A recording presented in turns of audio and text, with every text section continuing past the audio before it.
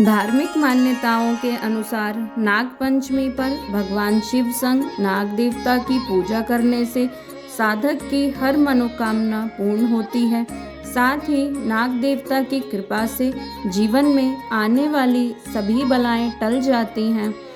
नाग पंचमी पर भगवान शिव की पूजा से सारे मनोरथ प्राप्त हो सकते हैं। यह पर्व हर वर्ष सावन महीने में मनाया जाता है। इस दिन नाग देवता की भक्ति भाव से पूजा करनी चाहिए। साथ ही पूजा के समय नाग देवता को दूध अर्पित करना चाहिए। इस अवसर पर देवों के देव महादेव की भी पूजा उपासना की जाती है। साथ ही उनका अभिषेक भी किया जाता है। अगर आप भी नाग देवता की कृपा पाना चाहते हैं तो नाग पंचमी पर पूजा के समय यह व्रत ज़रूर करें और यह संपूर्ण कथा सुने ताकि आप सभी को मनवांछित फल की प्राप्ति हो सके। नाग पंचमी की कथा सनातन शास्त्रों में निहित है कि द्वापर युग में राजा परीक्षित एक बार आखेट के लिए दल बल के साथ वन गए थे। शिकार के दौरान राजा परीक्षित को प्यास लगी। उस समय राजा परीक्षित पानी की तलाश में इधर उधर भटकने लगे। भटकते भटकते राजा परीक्षित एक ऋषि के आश्रम पर जा पहुँचे। इस आश्रम में ऋषि शमीक रहते थे। राजा परीक्षित ने कई बार ऋषि शमीक को पानी देने का आग्रह किया। हालांकि ध्यानमग्न ऋषि शमीक ने राजा परीक्षित को जल प्रदान नहीं किया।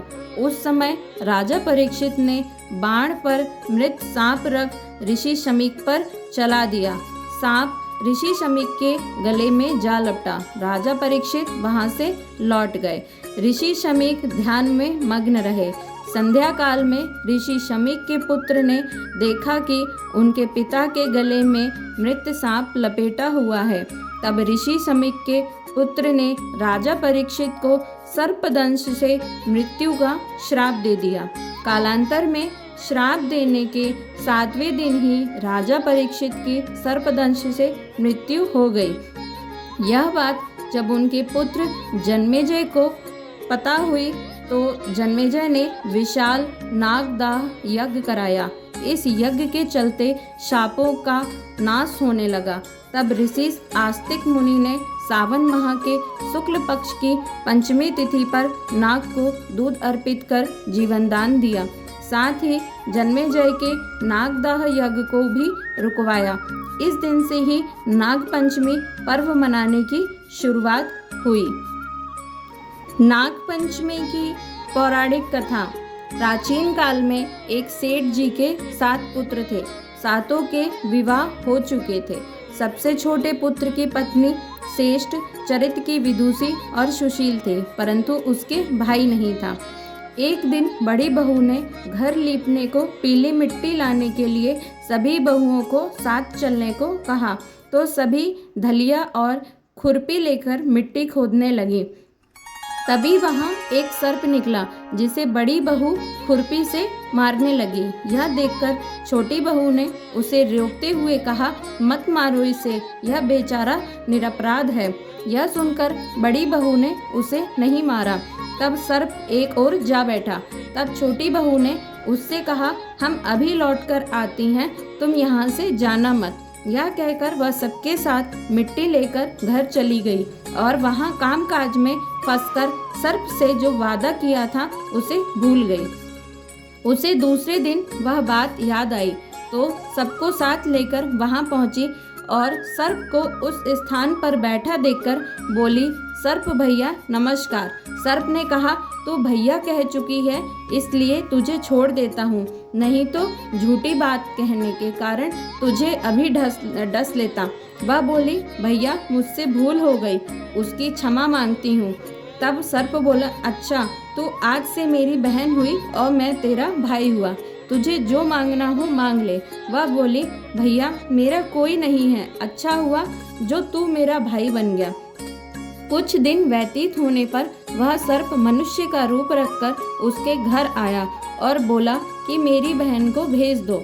सबने कहा कि इसके तो कोई भाई नहीं था, तो वह बोला, मैं दूर के रिश्ते में इसका भाई हूँ, बचपन में ही बाहर चला गया था। उसके विश्वास दिलाने पर घर के लोगों ने छोटी बहू को उसके साथ भेज दिया।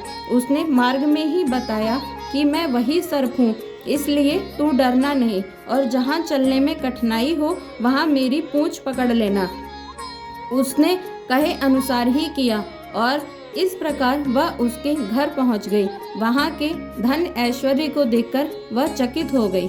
एक दिन सर्प की माता ने उससे कहा, मैं एक काम से बाहर जा रही हूँ, तो अपने भाई को ठंडा दूध पिला देना। उसे यह बात ध्यान न रही और उसने गर्म दूध पिला दिया, जिसमें उसका मुख बेतरह जल गया। यह देखकर सर्प की माता बहुत क्रोधित हुई, परंतु सर्प के समझाने पर शांत हो गई।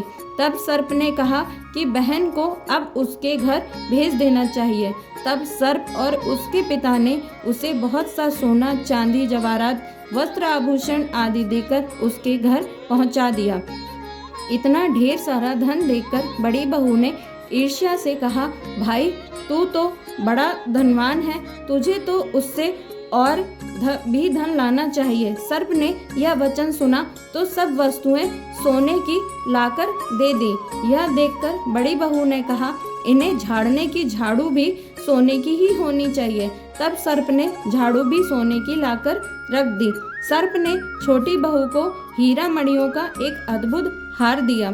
उसकी प्रशंसा उस देश की रानी ने भी सुनी और वह राजा से बोली कि सेठ जी की छोटी बहू का हार यहाँ आना चाहिए। राजा ने मंत्री को हुक्म दिया कि उससे वह हार लेकर शीघ्र उपस्थित हो।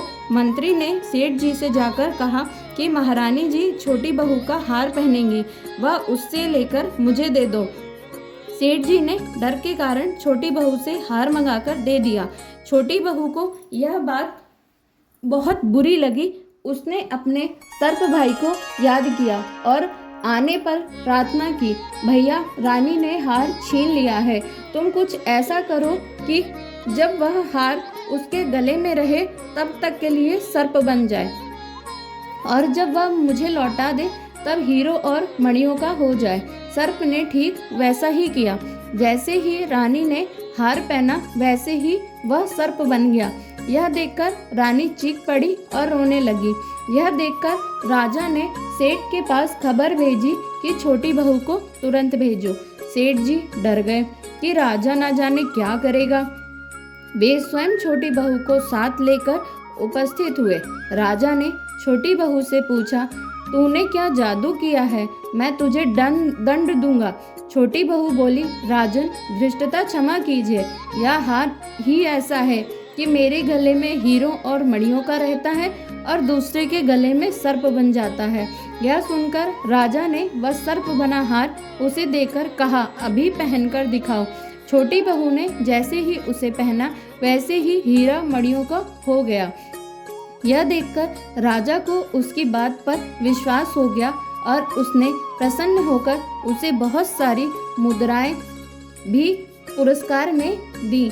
छोटी बहू अपने हार और इन धन के साथ घर लौट आई। उसके धन को देखकर बड़ी बहू ने ईर्ष्या के कारण उसके पति को सिखाया कि छोटी बहू के पास कहीं से धन आया है। यह सुनकर उसके पति ने अपनी पत्नी को बुलाकर कहा, ठीक ठीक बता कि यह धन तुझे कौन देता है। तब वह सर्प को याद करने लगी। तब उसी समय सर्प ने प्रकट होकर कहा, यदि मेरी धर्म बहन के आचरण पर संदेह प्रकट करेगा तो मैं उसे खा लूँगा। यह सुनकर छोटी बहू का पति बहुत प्रसन्न हुआ और उसने सर्प देवता का बड़ा सत्कार किया। उसी दिन से नाग पंचमी का त्यौहार मनाया जाता है और स्त्रियां सर्प को भाई मानकर उनकी पूजा करती हैं। ओम नमः शिवाय।